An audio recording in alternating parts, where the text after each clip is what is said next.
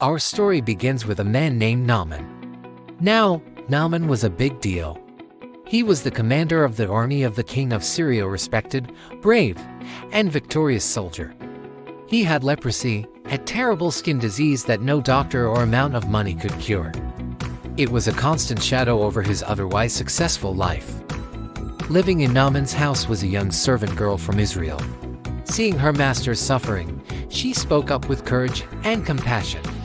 She told Naaman's wife, "If only my master would see the prophet who is in Samaria, he would cure him of his leprosy."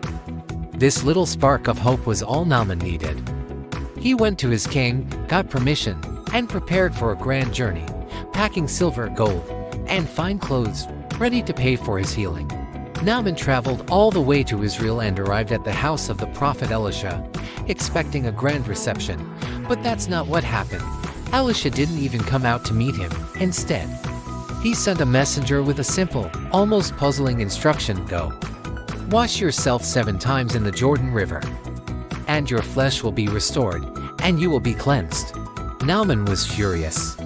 He had come all this way, a great commander, only to be told to dip in the muddy Jordan River.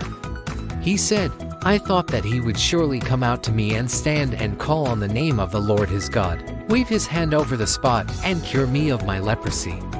Are not the rivers of my own land better than all the waters of Israel? Couldn't I wash in them and be cleansed?" He turned away, ready to leave in a rage. But thankfully, his servants were wise. They approached him and said, "My father, if the prophet had told you to do some great thing, would you not have done it? How much more, then, when he tells you, 'Wash and be cleansed'?" Their words made sense. Naaman had been willing to do something difficult, but was he willing to do something simple? He humbled himself, went down to the Jordan River, and dipped himself in the water 7 times, just as Elisha had commanded. And then, the miracle happened. As he came up the 7th time, his skin was completely restored.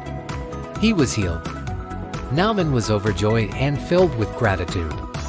He returned to Elisha and declared, "Now I know that there is no God in all the world except in Israel." He went from being a powerful commander to a humble believer. Sometimes we're looking for a big, complicated sign from God, when all he's asking for is our simple obedience. It teaches us that God's ways aren't always our ways. And a little bit of humility can lead to the greatest blessings.